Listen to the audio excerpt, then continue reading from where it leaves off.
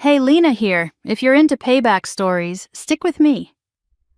I stood in the corner of the Windsor Grand Ballroom with a champagne flute I hadn't touched, watching my sister Tessa work the room like a pro. Her engagement party was a glittering machine, jazz, flowers, and 300 guests trained to look delighted. Lena. My mother slid in at my elbow, louder with her third glass. Stop hiding. Come meet Tessa's future mother-in-law. She's asking about you. The subtext pinched. Please don't embarrass us. I followed her to a knot of women near the dessert table. This is my other daughter, Mom said. Not my name, not my eldest, just my other daughter. Oh, the one who works with computers, Grant's mother said politely. Software engineering, I corrected. How nice. Her eyes skimmed my dress. Tessa says you work from home. That must be so convenient. Convenient meaning not quite real. Tessa appeared beside us, radiant in a gown made for cameras, her hand angled to show the diamond. Lena's very independent, she said, smiling for everyone else. She prefers working alone. Some people just aren't built for corporate life, an aunt added, gentle as a pat on the head. I kept my face neutral. I'd heard this script for years. Tessa, the shining one. Me, the background hum. How long have you been single now, dear? Another aunt asked. My phone buzzed. Evan. Need a rescue? I smiled, then typed, almost done. Tessa's gaze snagged on it. Who's that? She murmured. Finally seeing someone? Just a friend, I said. Her smile tightened, lace over steel. You're 35, Lena. You can't keep saying that forever. I finally took a sip. Cold, sharp, and strangely steadying. Tessa swept back into the crowd, leaving me on the edge of her celebration with my mother's bright warning smile. I could hear my name used like a footnote. 6 years ago, I stopped trying to change their minds. I met Evan Park at a tech summit. He listened like my words mattered.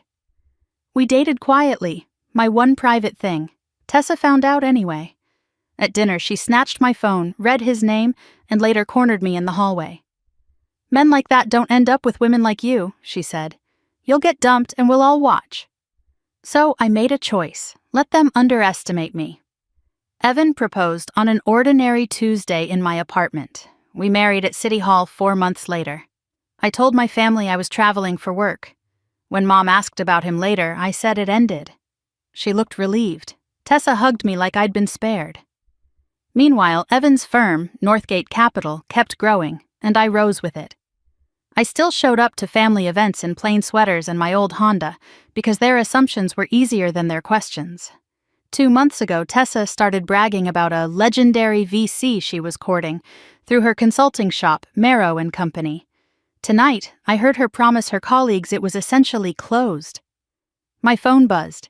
Evan, need a rescue? Not yet, I typed. 1 more hour. Tessa slid in close, voice sweet. Still texting your imaginary boyfriend? I gave her what she wanted. You're right, I said. I'll never find anyone. Then I stepped away and texted Evan. Reject Marrow & Company permanently. Monday, 9 a.m., done, he replied. Love you. Sunday brunch at my parents' house always meant coffee and obligation. I arrived in my usual sweater with my fruit salad and found Tessa already there, eyes raw, phone in her hand. Mom hovered by the pastries. Dad pretended to read. Tessa shoved her screen at us. Northgate rejected Marrow permanently. Evan Park signed it. Her stare pinned me. Do you know him? Yes. Relief cracked through her. Then call him. Fix it. I need 1 meeting. No. Her voice rose. Why are you being difficult? This is my career. And last night you made mine into entertainment, I said. You told a ballroom I'd die alone. I was trying to help you be realistic, she snapped. Here's reality. I opened my photos and slid my phone across the table. City Hall steps, my simple dress, Evan's arm around my waist, our rings catching sun. Mom went still. Dad lowered the paper. Tessa zoomed in, hunting for a trick. That's my husband, I said. 4 years. The silence throbbed. Then she found anger, the only shape she trusted. So you punished me. I protected him from bad work, I said, and I protected myself from you. A horn sounded outside. Evan walked in a minute later, kissed my cheek, and offered his hand. "Hi, I'm Evan. Nice to finally meet you." I picked up my purse. "We're late." At the door, I looked back once. If you want me here, start with respect, not pity. Then I left, and for once I didn't feel like anyone's other daughter. Behind me, Tessa whispered my name, small at last, and no one laughed.